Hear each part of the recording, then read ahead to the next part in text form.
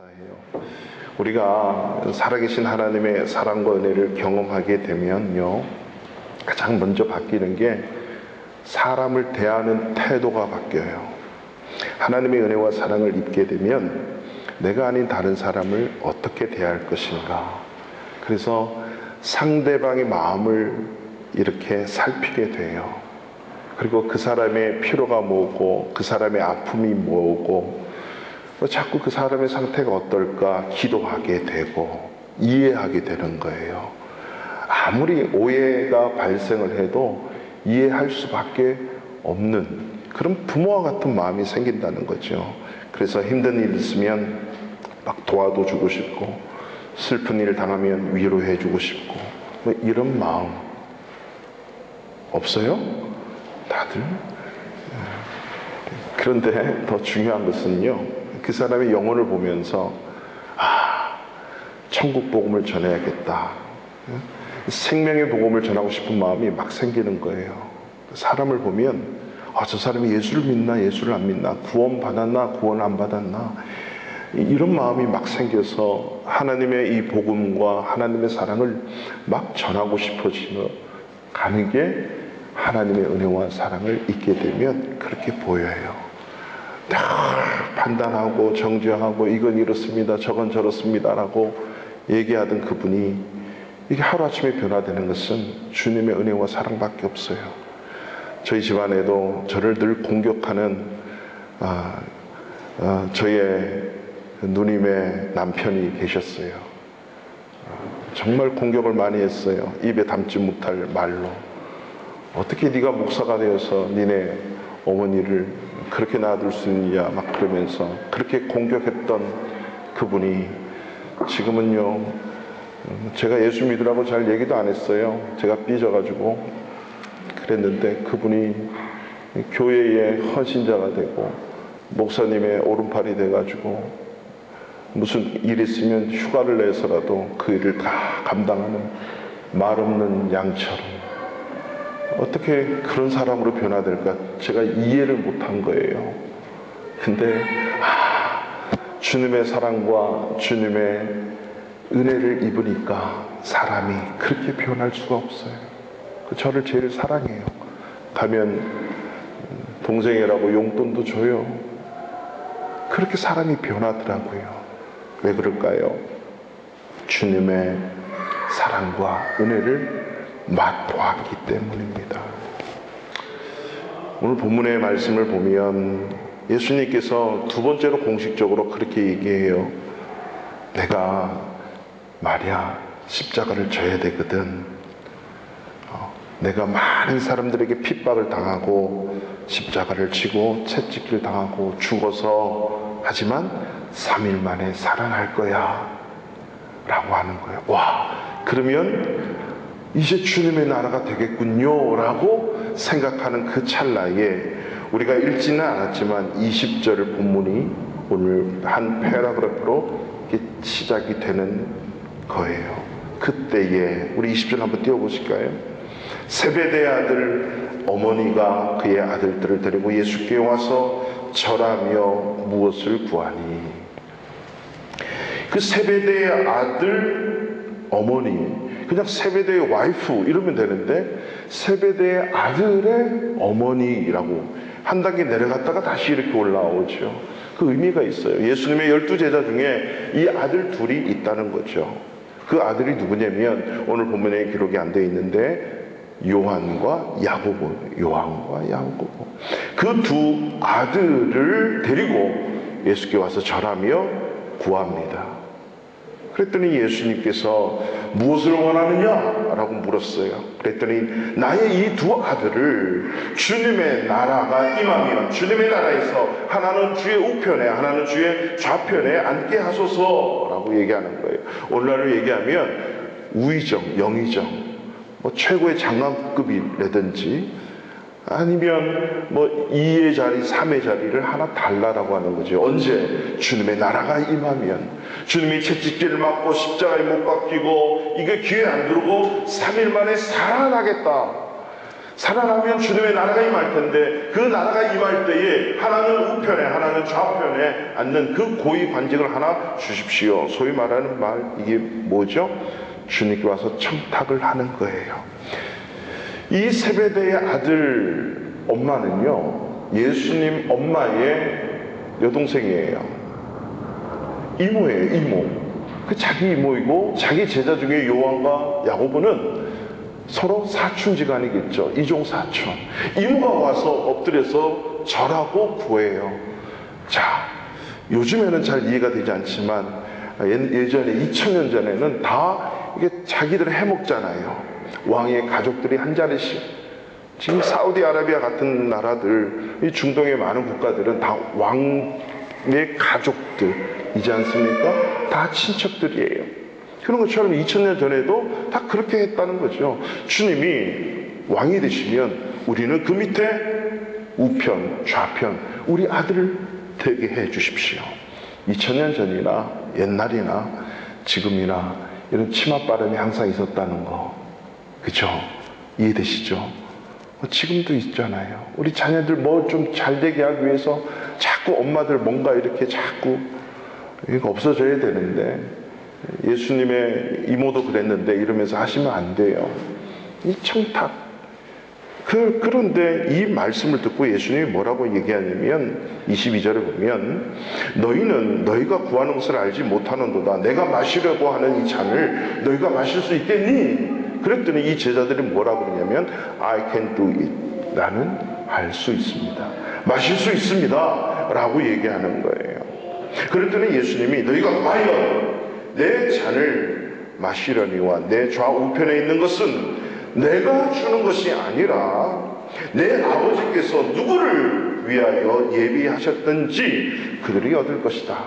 너희들만을 위한 것이 아니고 내 좌우편은 네가 만약에 나의 잔을 마실 수 있다면 내 우편 좌편은 너희들만 위한 것이 아니고 모두에게, 누구든지, anyone, everybody, 누구든지 다 우편 좌편에 앉을 수 있다라고 하는 거예요. 이 말을 듣고 있던 나머지 9명의 제자, 아니 10명의 제자예요. 이 10명의 제자가 오늘 우리가 읽었던 본문 24절, 10 제자가 듣고 그 두 형제에게 대하여 분이 여기거늘, 화가 나는 거예요. 열받는 거예요. 왜 그러죠? 왜 열을 받죠? 저게 먼저 청탁하네? 우리도 은근히 그걸 기대하고 있는데 12명의 제자들은 주님을 따라다니면서 여전히 그의 마음속에는 어떤 마음이 있는 거예요? 한 자리. 주님 나라가 임하면 한 자리 하는 거예요.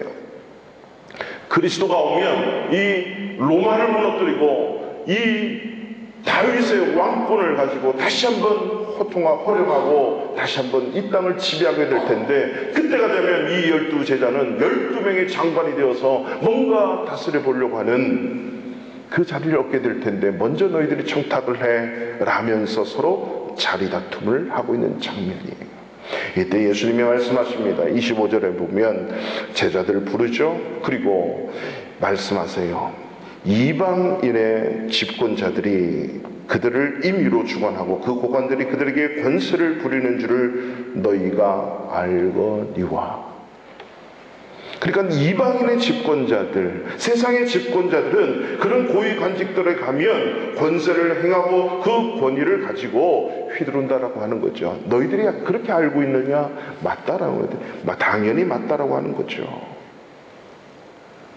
그렇게 꾸짖으면서 주님께서 너희 중에는 그렇지 않다라고 하면서 진정으로 으뜸이 되는 자리, 진정으로 좌우편에 앉으려면 어떻게 해야 되는지를 설명을 해주시는데, 그것이 바로 오늘 26절에 너희 중에 그렇지 않아야 하나니 너희 중에는 누구든지 크고자 하는 자는 너희를 섬기는 자가 되고 너희 중에 누구든지 으뜸이 되고자 하는 자는 너희의 종이 되어야 된다.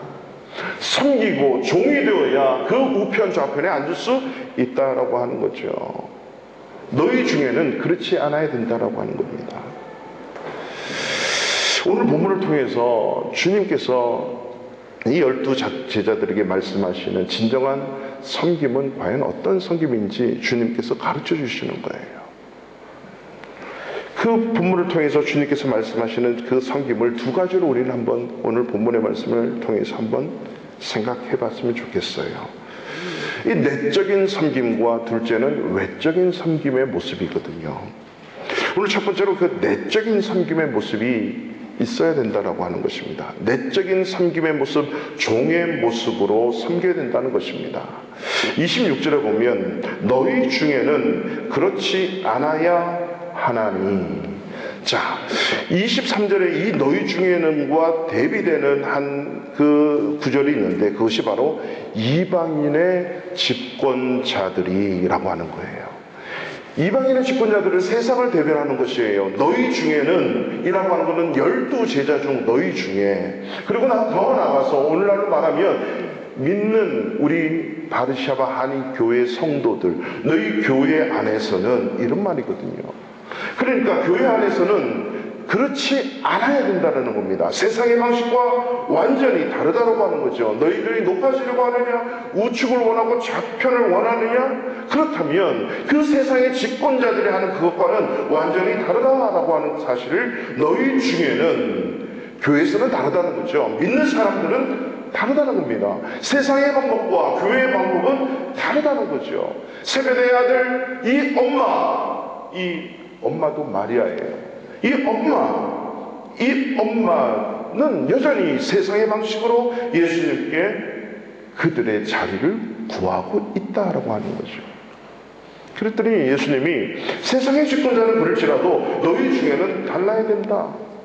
크리스찬들의 모습, 교회의 모습은 달라야 된다라고 하는 겁니다. 12제자들 너희 중에는 그렇지 않아야 하나니 라고 하면서 누구든지 크고자 하는 자는 너희를 섬기는 자가 되어야 되고, 누구든지 으뜸이 되고자 하는 자는 너희의 종이 되어야 된다.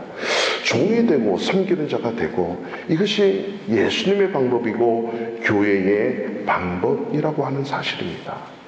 예수님께서 12제자들을 불러놓고 발을 씻기십니다. 그 발을 씻기는 그 의미가 뭡니까? 종의 모습이잖아요. 종들이 발을 씻는 거예요. 종들이. 우리가 오늘날 발을 씻기면서 그 어떤 상징적인 심볼을 기억을 하면서 얘기를 해요. 참 좋은 모습이라고 저는 생각을 합니다. 발을 닦여주는 거. 그 당시에 발을 닦는 것은 그들의 문화였어요. 이렇게 집에 들어가면 종들이 얼른 달려와서 물을 가지고 손을 씻고 발도 닦아주는 게 그들의 문화예요. 그 문화에서 당연히 종들이 해야 할 일, 주인이 해야 할 일이 나눠져 있어요. 그런데 그렇게 종의 모습으로 섬길 수 있어야 된다는 거죠. 오늘날 그렇다면 이 종의 모습으로 섬길 수 있는 모습이 과연 어떤 게 있을 것입니까? 종의 모습으로. 교회 속에서 이 말을 더욱 좀 쉽게 말을 하자면, 굳이 말하자면 예수님께서 그 수건을 가지시고 12제자들의 발을 씻으면서 그 장면 속에서 뭐라고 말씀하시냐면, 하나님을 사랑하고 그리고 이웃을 내 몸처럼 사랑하는 것, 이것이 선지자의 강령이라고 가르쳐 주셨지요. 그러면서 주님께서는 그 현장 속에서 내가 새 계명을 너희에게 주노니, 새로운 계명을 너에게 준다라고 말씀하시면서 요한복음 13장 34절에 보면 새 계명을 너에게 주노니 서로 사랑하라. 서로 사랑하라. 내가 너희를 사랑한 것 같이 너희도 서로 사랑하라. 너희가 서로 사랑하면 이로써 모든 사람이 너희가 내 제자인 줄 알겠다. 서로 사랑해야만이 주님의 제자인 줄 안다라고 하는 거죠. 그 새 계명이 어떤 계명이에요? 하나님을 사랑하고 내 이웃을 내 몸처럼 사랑하는데, 다른 새 계명, 아니 그 새로운 주님이 주신 새 계명이 뭐냐면 서로 사랑해. 너희들끼리 서로 먼저 사랑해라. 12제자가 먼저 사랑하고 12제자를 통해서 예수 믿는 성도들 한 교회에서 서로 사랑하라는 거죠. 가까운 사이끼리 먼저 사랑의 모습으로 보이라고 하는 거죠. 이 한 사람 요한과 야고보, 베드로는 늘 주님과 함께 따라다녔고 주님이 데리고 다닌 특별한 그룹이에요. 12명 중에. 그 중에서도 한 명, 베드로는 수제자였다고 얘기하죠. 그 수제자인 베드로와 함께 서열 2, 3위가 바로 요한과 야고보예요. 늘 주님이 이 세 명은 따로 데리고 들어가는 거예요. 그리고 뭔가 부탁을 하시고 얘기하실 때는 베드로에게 항상 얘기를 하시죠. 이 그룹이 있어요. 이 요한이 어떻게 보면 제2의 서일이라고 할 수 있는데, 이 요한이 이제는 가장 오래 살았잖아요. 11명은 다 순교했습니다. 그런데 이 요한만큼은 유배지에 가서 자연사하게 하게 됩니다. 그렇게 자연사할 수 있었던 것은 예수님의 육신의 엄마 마리아를 끝까지 돌볼 수 있었다는 겁니다. 그러면서 이 예수님의 말씀을 정확하게 해석을 하면서 요한 1, 2, 3서를 쓰고 요한계시록을 쓰고 주게 되지요. 그의 요한 1서를 보면 똑같이 얘기합니다. 사랑하는 자들아, 하나님이 이같이 우리를 사랑하셨은즉 우리도 서로 사랑하는 것이 마땅하다. 서로 사랑해야만 된다는 거죠. 서로 사랑해야 되는 거예요. 그러니까 요한이 예수님을 따라다니면서 그때서야 이 말씀이 이해가 되는 거예요. 아, 희생이 있어야 되는구나. 뭔가 희생이 있고 종이 되고 섬겨야 되는구나 라고 깨닫게 되는 거죠. 저와 여러분, 우리 모든 성도는요, 서로 하나님의 사랑과 은혜 속에서 만났어요. 교회 속에서 만났어요. 그러면 그 소통의 언어는 은혜와 사랑이 안 되면 서로 오해가 되고 이해가 안 되고 서로 무관심하게 되는 거예요.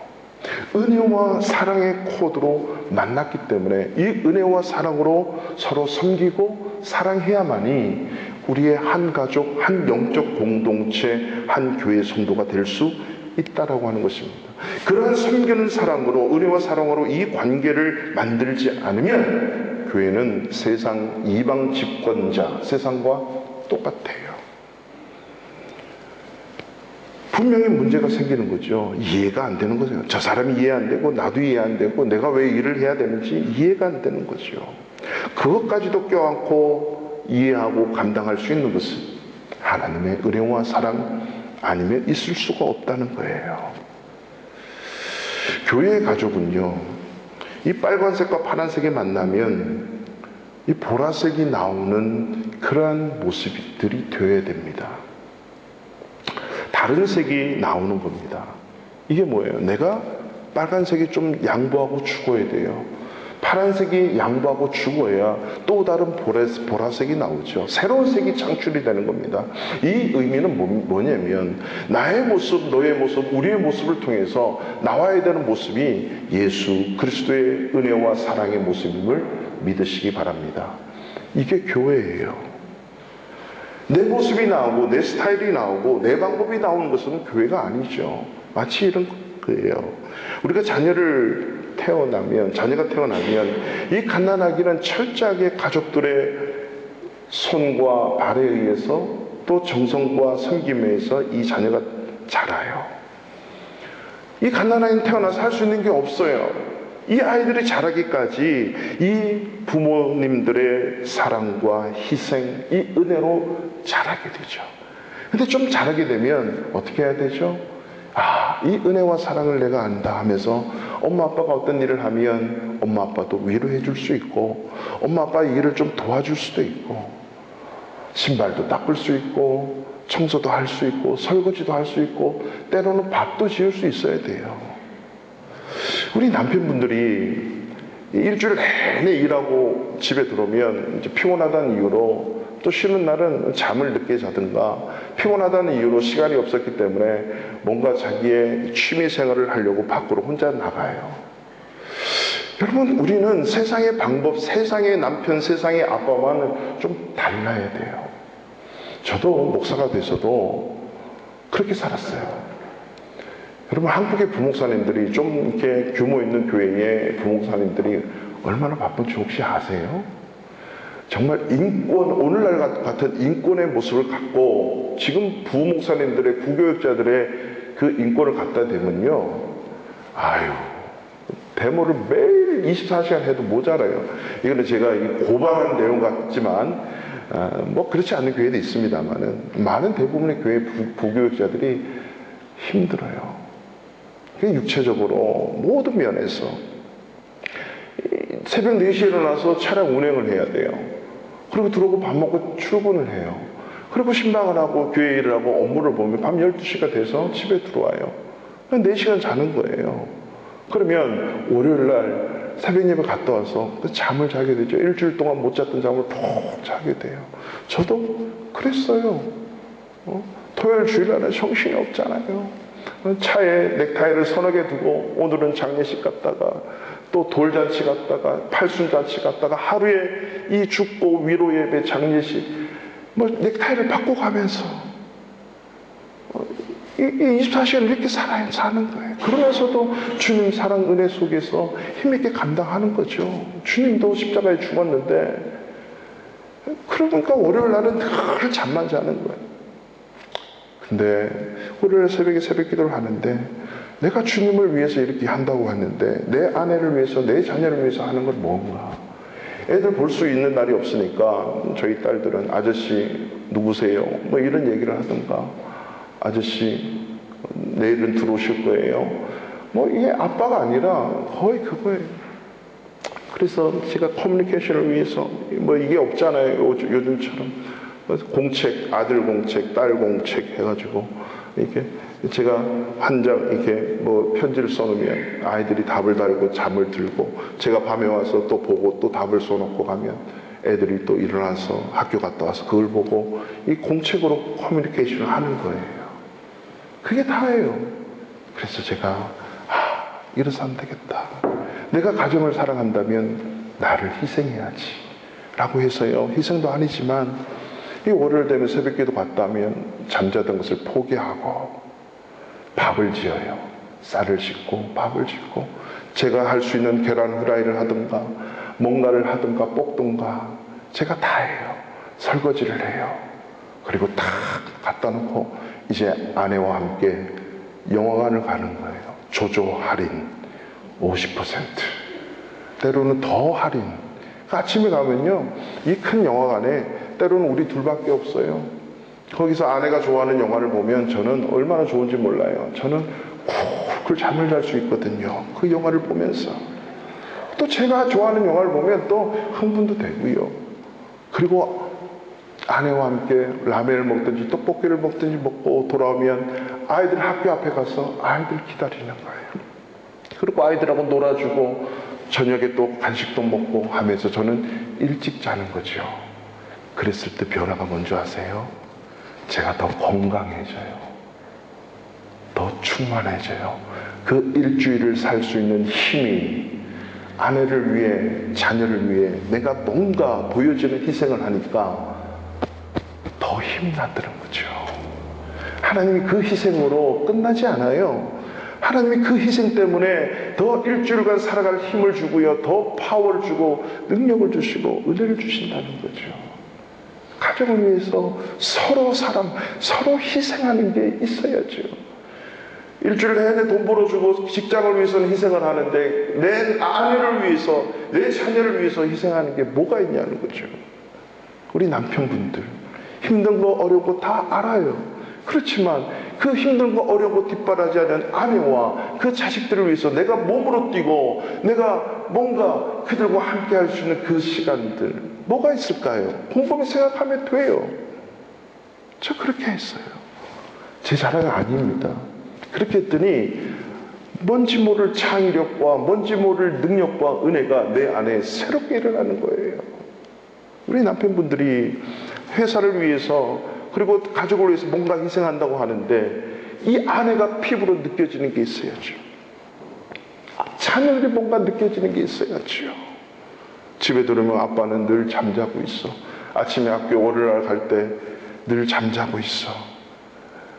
화수목금토는 주일날은 일어나면 집에 아빠가 없는 집을 아이들은 나가야 되고, 월요일날은 그나마 얼굴 보는데 잠자고 있고 코 골고 있고 침 흘리고 있는 아빠의 모습을 보고 아이들이 학교를 가고, 아내는 혼자 투덜투덜하면서 잠자고 있는 모습을 보고.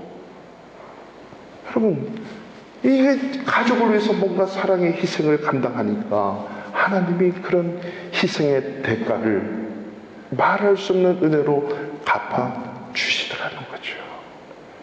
그랬더니요, 저희 아내가 뭔가를 배우기 시작하고 저희 아내가 건강해지고 반찬이 달라지고 아내가 저에게 하는 게 달라져요. 제 아내가 없어서 이런 얘기 하는 게 아니에요. 우리 남편분들 힘드시지만 구체적으로 내가 아내를 위해서 설거지라도 해주고 밥이라도 지어주고 이렇게 얘기했더니 아예 부엌에 안 들어오는 게 도와주는 거예요. 목사님 그러시더라고. 꼭 그런 게 아니죠. 그 아내들을 위해서 뭔가 아내들이 요구하는 그런 게 있잖아요. 자녀들이 요구하는 그런 게 있잖아요.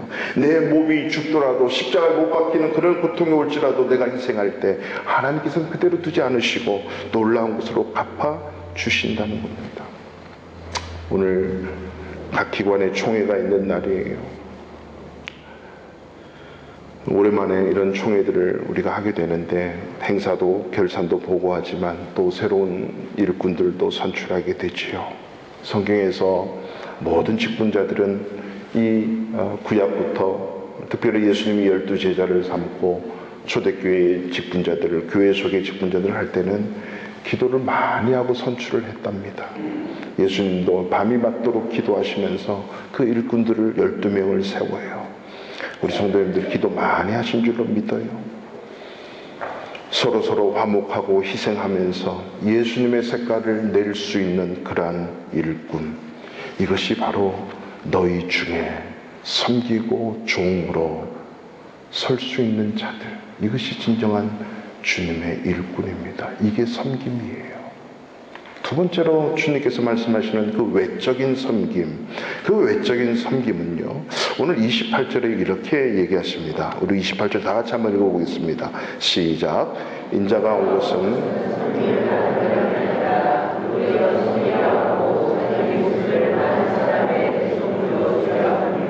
아멘.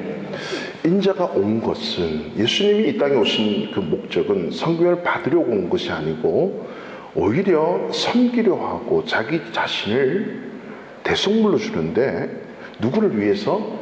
많은 사람을 위해서예요.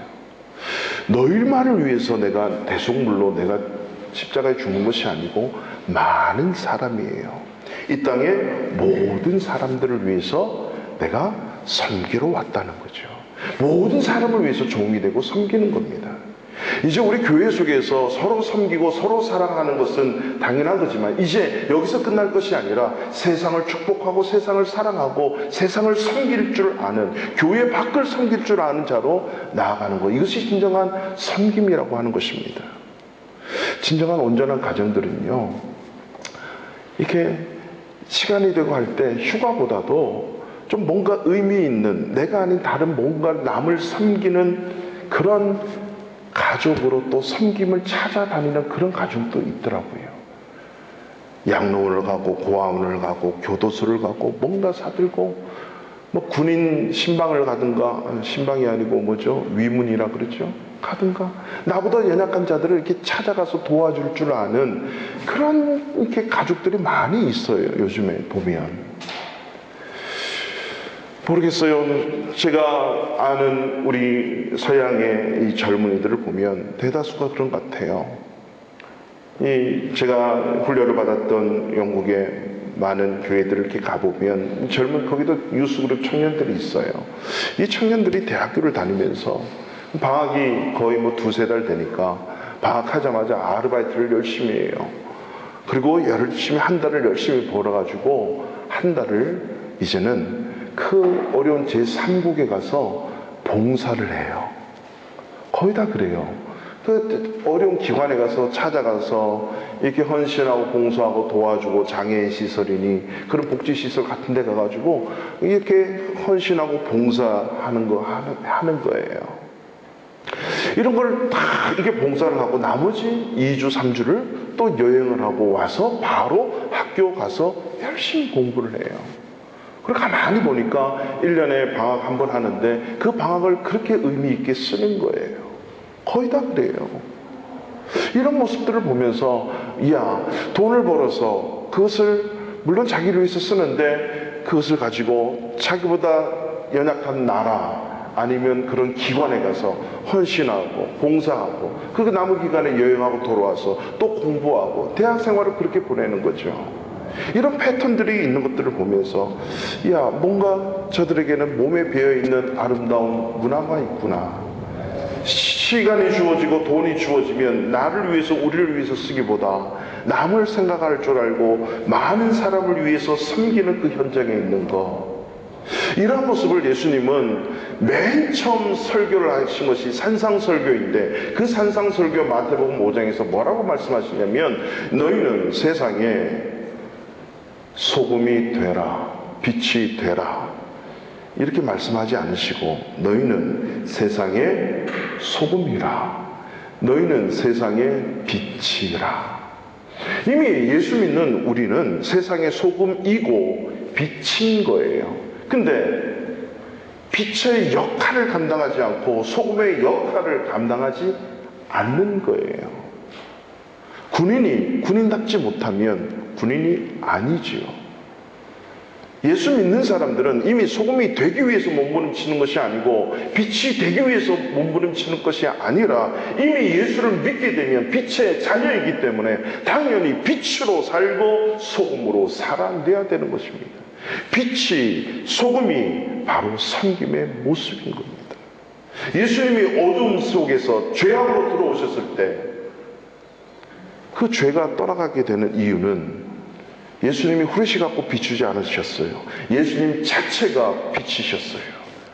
우리 크리스찬들은요, 많은 대다수의 사람들이 내가 빛이 되어야 되는데 우리는 어떤 빛을 들고 세상을 비추기 시작하는 거예요. 후레쉬를 들고 어두운 곳을 비추는 거죠. 아니요, 내가 빛이 되어서 내가 가면 그 어두운 곳이 질병이 떠나가고 죄악이 떠나가고 어두움이 떠나가는 그런 모습이 되어야 된다는 겁니다. 교회의 역사를, 한국 교회의 역사를 보면요, 많은 탐관 오리들이 그곳에 교회가 있으면 그 탐관 오리들이 그곳에 읍장이나 군수나 이 마을 이장 이런 거 하기 싫어하는 거예요. 왜냐? 교회가 늘 항상 올바르고 빛으로 사니까 자기의 잘못된 것이 드러날까 봐 교회를 안 가는 거예요. 그 있는 곳에 부임하기 싫어하는 거예요. 오히려 더 많은 뇌물을 들여서 교회가 없는 지역으로 이 부임하기를 원하는 거죠. 왜? 자기는 어둠이니까 빛이 있는 곳에 못 가는 거예요. 이게 빛이에요. 소금은 뭡니까? 소금은 어떤 고체의 결정체인데 고체로 가만히 있으면 맛을 못 내니까 그 음식에 들어가서 형체가 없어져서 액체가 되면 아주 골고루 맛있는 음식을 맛을 내잖아요. 이게 희생이에요. 크리스찬들이 보이지 않는 그곳에 가서 자기 아무도 모르게 뭔가 섬기고 희생하고 화목하게 하고 맛을 낼 수 있는 이 소금으로 사는 것. 그래서 예수님이 마태복음 5장 16절에 이같이 너희 빛이 사람 앞에 비치게 해서 그들로 너희의 착한 행실을 보고 하늘에 계신 하나님 아버지께 영광을 돌리게 하라. 이 말이 무슨 말이에요? 크리스찬인 나를 보고 세상 사람들이 역시 당신은 크리스찬이군요. 역시 당신은 하나님을 사랑하는 하나님의 사람이군요. 역시 당신은 바르샤바 한인교회 목사이군요. 역시 당신은 바르샤바 한인교회 권사님이십니다. 집사님이십니다. 성도님이십니다. 라고 하나님 아버지께 영광을 돌리게 하는 거예요. 제가 목사로서 그럴 수 있죠. 저분이 바르샤바 한인교회 새로운 목사님이야? 어떻게 저럴 수 있지? 저게 목사야? 이러지 말라는 거죠. 그렇다고 해서 내가 목사이니까 목사를 드러내고 이게 아니라 빛으로 살고 소금으로 살 때 하나님 아버지께 영광 돌리게 하는 그런 삶을 살 수 있다라고 하는 거지요. 여러분의 삶의 현장 속에, 일주일 삶의 현장 속에 저 사람은 하나님을 사랑하는 사람이야, 저 사람은 진정한 크리스찬이야 라고 말을 들을 수 있는 것은 진정한 이런 외적인 섬김을 통해서, 세상의 섬김을 통해서 나올 수 있는 거예요. 그래서 우리는요, 어렵고 힘든 자들을 보면 1차적으로는 이유 없이 도와줘야 돼요. 저희가 인도에서 사역을 할 때는 인도에는 거리에 사는 사람들이 많이 있어요. 저희가 사는 뉴델리 지역은요, 영하로 떨어지진 않아요. 거의 10도 밑으로 떨어지는데 겨울이 되면 그러면 길거리에 자고 길거리에서 소위 자전거 릭샤라 그래서 자전거로 이렇게 사람을 태우고 왔다 갔다 하는 사람들은 거기서 자요. 먹고 자고를. 많은 사람들이 가족들과 함께. 근데 동사하지 않고 온도가 갑자기 떨어지니까 이 심장마비가 많이 죽어요. 추워서. 정말 춥거든요. 어디 가면 난방이 없으니까. 근데 그런 사람들에게 선교사님들이 또 저희들과 함께 가서 모포를 5,000원짜리, 10,000원짜리 사가지고 이유 없이 막 덮어줘요. 100장씩 갖고 나가서 그냥 거리에 있는 사람들 덮어주고 그냥 줘요. 이유 안 따져요.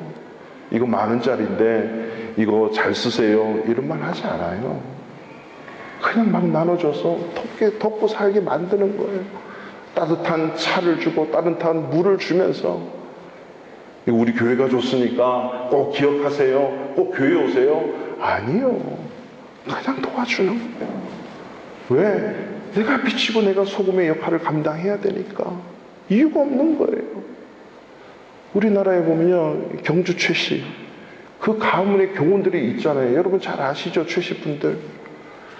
이 최씨 집안은요, 자기가 사는 집 반경 심리 안에 먹고 사는 문제 때문에, 이 먹는 것 때문에 굶어 죽는 사람이 없어야 된다 그래가지고 무조건 도와주는 거예요. 못 먹는 사람, 가난한 사람 무조건 나눠주는 거예요. 그 최씨 집안은 잘 될 수밖에 없어요. 막 나눠주니까. 최씨 하팅. 여러분, 이 세상 사람들도 이런 원리로 사는데 하나님의 은혜와 사랑을 값없이 받은 우리가 그런 세상 사람들을 향해서 우리가 베푸는 것은 당연하죠. 우리 바르샤바 한인교회가 이곳에 존재하는 목적이 뭡니까? 바르샤바 한인들을 위해서 뭔가 먹고 사는 문제 때문에 죽어가는 사람은 없을지라도 뭔가 그거에 상응하는 아파하고 영혼의 고통과 아픔과 그들의 갈급하는 그런 공허함들을 채워줄 수 있는 뭔가가 우리 한인교회가 감당해야 될 일이 있단 말이죠. 이 폴란드 사람들에게 우리가 감당해야 될 일이 있다는 것입니다. 이러한 내적 섬김과 외적 섬김을 통해서 우리가 알 수 있는 것은 최고의 섬김이라고 하는 것은 영혼을 살리고 세우는 것이다 라고 하는 것입니다. 이것이 주님께서 진정으로 원하시는 섬김이세요. 이것을 영혼 구원이라고 하죠. 우리 28절을 한번 보십시오. 인자가 온 것은 섬김을 받으려 함이 아니라 도리어 섬기려 하고 자기 목숨을 많은 사람의 대속물로 주려 함이니라. 그러니까 많은 사람을 위해서 내가 죽는 거예요. 그 죽는데 무조건 죽는 게 아니에요. 대속물로 죽는 겁니다. 여러분, 대속물이 뭐예요? 랜섬, 뭔가 지불하고 얻게 되는 거예요. 근데 목숨을 지불하고 얻게 된다는 것은 엄청난 의미가 있어요. 부모는 자식을 위해서 죽을 수 있어요. 부모님 그렇지 않아요? 부모님들 자식을 위해서 죽을 수 있습니까? 네, 자식을 좀 키워놓은 분들은 생각을 많이 하게 돼요. 근데 우리 하린이, 그 다음에 우리 하선이, 그죠? 우리 시온이 이런 엄마 아빠들은요, 내 자녀를 위해서 죽을 수 있어요. 그쵸? 대답하잖아요. 세 분밖에 안 계시니까. 많이 키워놓으면 고민을 하게 돼요. 근데 고민을 하지만은 자녀를 위해서 부모는 당연히 죽을 수 있어요. 근데 자녀들, 부모를 왜 죽을 수 있어요? 엄청 고민하는 거예요. 이럴 때는. 저도 부모를 위해서 죽는다 생각 안 해봤어요. 근데 부모들은 그것 때문에 끝까지 가는 거거든요. 이게 뭐예요? 내 목숨을 하나밖에 없기 때문에 이걸 주면 끝나는 거예요. 이 목숨을 주고 그 사람을 살리는 거죠. 노예나 죄인들을 자유하기 위해서 대신 지불하는 것을 랜섬이라 그래요. 보통 돈을 주는데 그 대속물이라고 하는 것은 주님이 죽으시는 거예요. 죄의 삭은 사망이에요. 모든 죄인들은 죽어야만 되는데 그 죽음을 예수님이 다 한 번에 걸고 그 죄인들을 위해서 돌아가신 거예요. 그렇다면 그 주님의 돌아가심 때문에 많은 죄인들은 살아나는 거죠. 이게 영혼 구원입니다. 그래서 예수님께서 사복음서에서 때마다 시마다 직접 내가 왜 이 땅에 온 줄 아느냐, 내가 왜 이 세상에 왔는지 아느냐, 자기가 이 세상에 오신 목적을 말씀하셨어요. 오늘 본 말씀처럼 많은 사람들을 위해서 대속물로 내가 섬기기 위해서 왔노라, 죄인들을 구원하러 왔노라, 내가 잃어버린 자를 찾으러 왔노라, 하나님 아버지께서 나에게 맡겨주신 영혼을 찾으러 왔노라, 내가 아버지의 뜻을 행하기 위해서 왔노라, 내가 전도하러 왔노라. 한 영혼 한 사람, 그 영혼을 구원하시기 위해서, 천국 백성 삼기 위해서, 더 이상 지옥 가지 않게 하기 위해서 내가 이 세상에 왔노라라고 하는 겁니다. 그러면서 그것 때문에 이 땅에 오셔서 가르치고 그리고 전파하시고 고치시는 거예요. 누구를? 영혼을. 그것이 바로 영혼을 살리고 세우는 일입니다. 예수를 믿는 교회, 예수를 믿는 성도들은 예수님이 하신 일을 하는 것이 크리스찬이에요. 크리스찬. 예수님이 말씀하시고 예수님이 전파하시고 예수님이 하셨던 일을 하는 자들이 크리스찬이에요. 성도, 기독교인들이에요. 예수님이 하신 말씀과 예수님이 하신 그 일을 생각지 않고 교회 일을 하거나 생각지 않고 크리스찬으로 기독교인으로 살아가는 것은 기독교인이 아니에요. 교회가 아니에요. 교회는 모여서 자선 사업도 할 수 있어요. 교회는 모여서 구제 단체도 할 수 있어요. 교회는 영어를 가르칠 수 있고요. 교회는 많은 사람들을 세워서 많은 사람들을 또 양육할 수도 있어요. 그러나 교회가 잃지 말아야 되는 것은 생명, 예수 그리스도의 복음을 전해서 그 영혼이 예수님께로 살려지고 천국 백성되고 구원받게 하는 그 일에 교회는 생명을 걸어야 되는 것입니다. 그래서 그 영혼이 살아나서 서로 사랑하는 성도를 섬기고 영혼을 섬기고 세상을 섬기고 이 땅에 죽어가는 수많은 영혼을 살리는 데 섬길 수 있도록 세우는 일을 하는 것이 또 교회가 하는 일이에요. 이게 바로 예수님이 하신 일이기 때문에 그 예수를 믿는 저와 여러분들이 당연히 감당해야 되는 줄로 믿습니다. 우리 교회 바르샤바 한인교회는 이 바르샤바에 있지만 존재하는 이유가 예수 믿는 사람들 와가지고 예배 드리는 곳으로만 끝나면 주님이 원하시는 것에 5%도 안 되고 1%도 안 될 거예요. 먹고 살고 놀고 누리고 이것이 다라면 그게 진정한 인생일까요? 인생의 한 부분일 수는 있겠지요. 예수님이 그렇게 말씀하시는 거예요.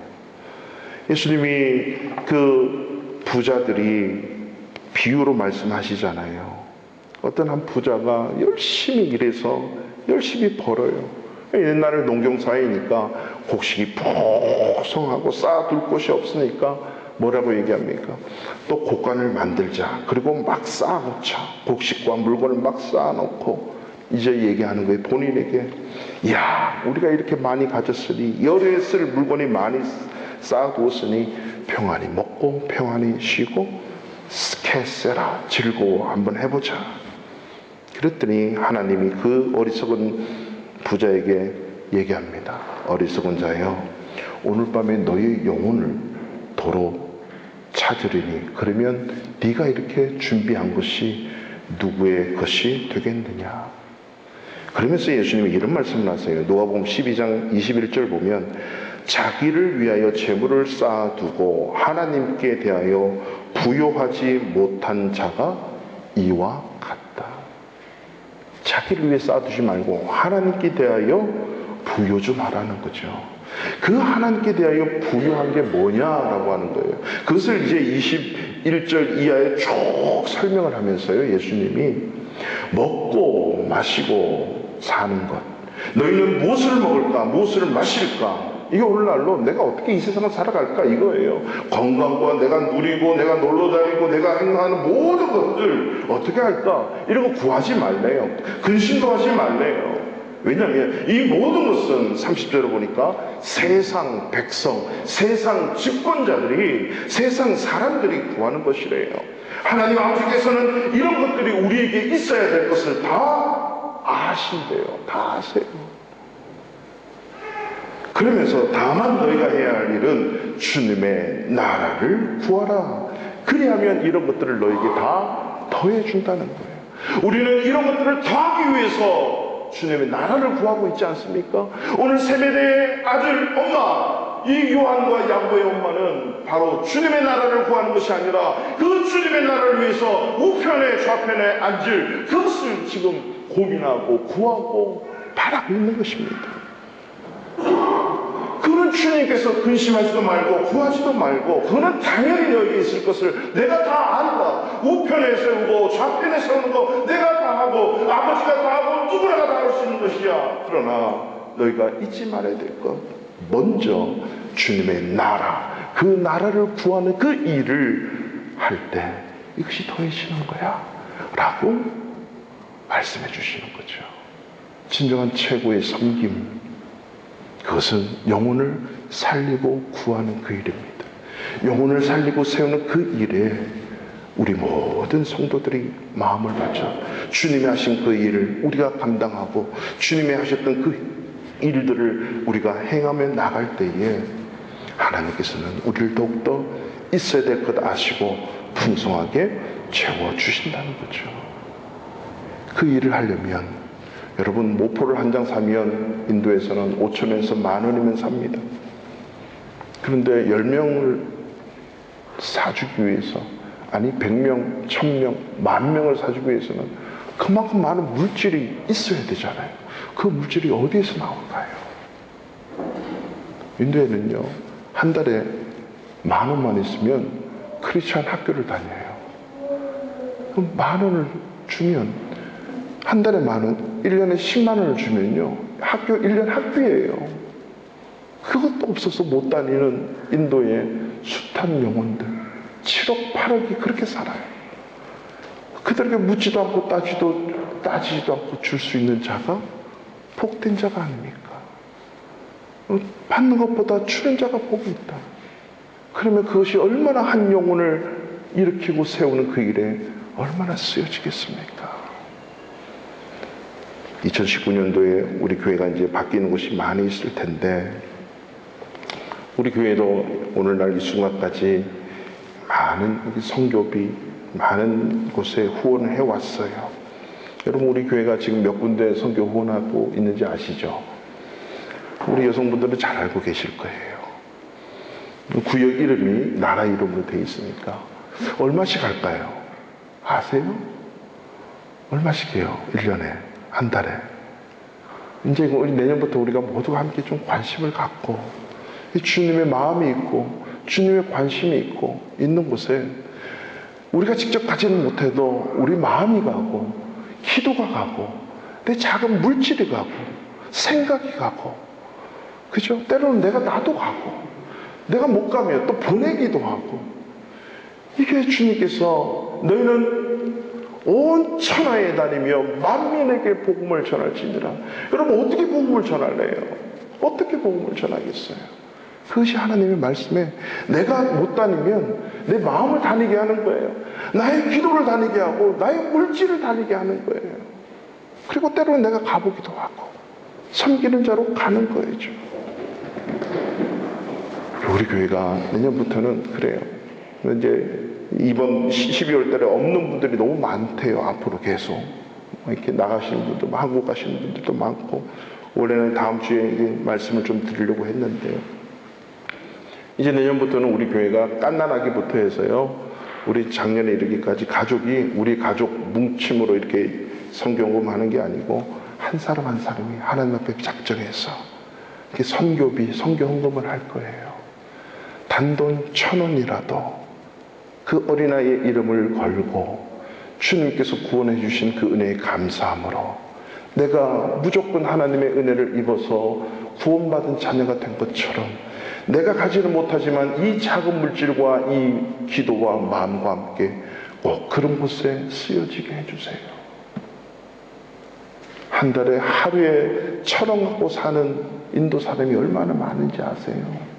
그게 없어서도 못 사는 사람도 있어요. 또 그거 벌기 위해서 얼마나 애쓰고 힘쓰는 사람이 있는 줄 아세요? 그걸 생각한다면 이 작은 것에 내 형편에 맞게 마음을 담아 구원받은 은혜의 감사함으로 내가 보낸다면, 그죠? 이 생명을 살리는 자로 영혼을 살리고 세우는 곳에 하나님 꼭 쓰여지게 해주세요. 그 결단을 가지고 간다면 이게 하나님이 원하시고 주님이 원하시는 거예요. 하나밖에 없는 내 목숨을 못 드리잖아요. 내가 선교사로 갈 수는 없잖아요. 보낼 수는 있고 기도할 수는 있고 마음을 갈 수 있고 작은 물질을 담아서 드릴 수는 있는 거죠. 우리가 이 일을 감당할 거예요. 강요는 아니에요. 강제는 아니에요. 그러나 저는 강조를 하고 싶어요.